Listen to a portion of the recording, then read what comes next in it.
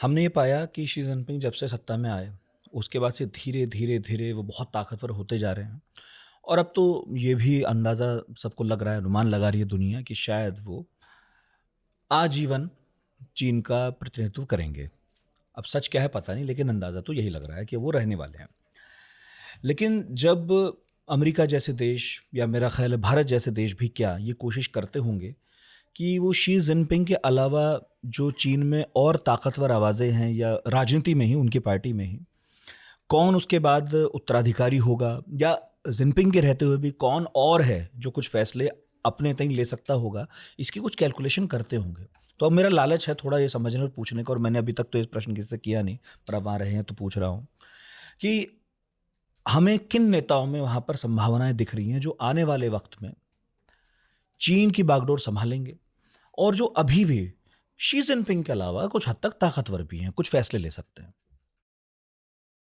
देखिए, अभी जो वहाँ स्थिति है उसमें कलेक्टिव लीडरशिप नहीं बची है। पहले शी जिनपिंग के आने के पहले काफ़ी अरसे तक हू जिनताओ तक भी। हू जिनताओ तक, उसके पहले चांग ज़मीन के समय भी एक कलेक्टिव लीडरशिप रहता था।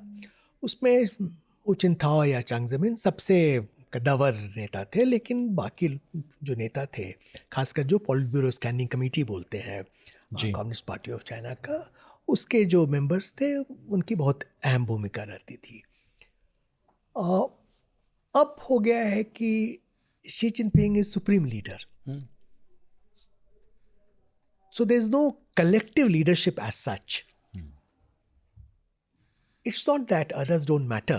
जैसे अभी भी जो प्रीमियर ऑफ स्टेट काउंसिल या प्रधानमंत्री जो बोलते हैं, ली छियांग है, वो शी जिनपिंग के बहुत निकट के सहयोगी रहे हैं।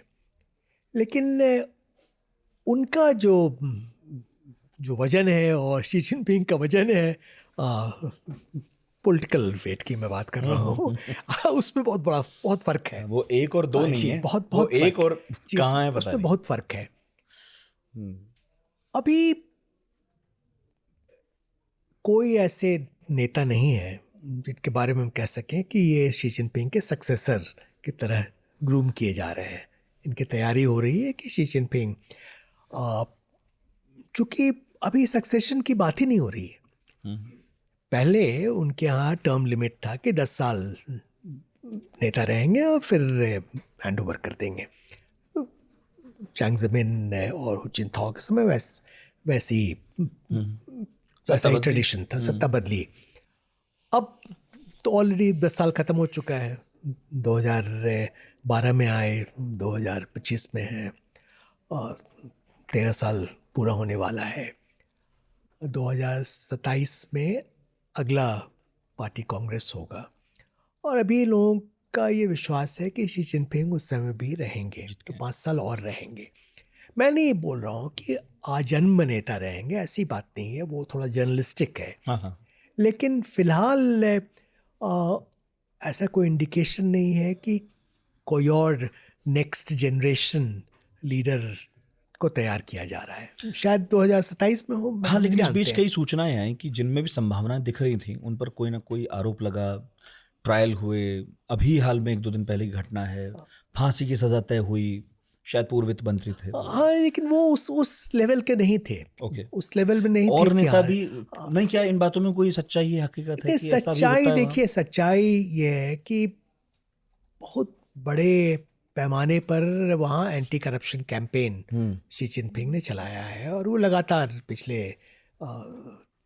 12-13 साल से चल रहा है। शायद तब से नहीं, खासकर जबकि वो राष्ट्र नेता बने 2012 में, उसके बाद चल रहा है। और उसमें हजार लोग उनके हटा दिया गया है, जेल डाल दिया गया है। तो पीएलए में भी बहुत जो सीनियर जनरल्स हैं उनके खिलाफ किया गया है। तो ये तो चल रहा है। तो ये सांस्कृतिक क्रांति जैसा तो नहीं है? सांस्कृतिक क्रांति ऐसा नहीं है, लेकिन ये भी एक तरह का एक अभियान है, चल रहा है।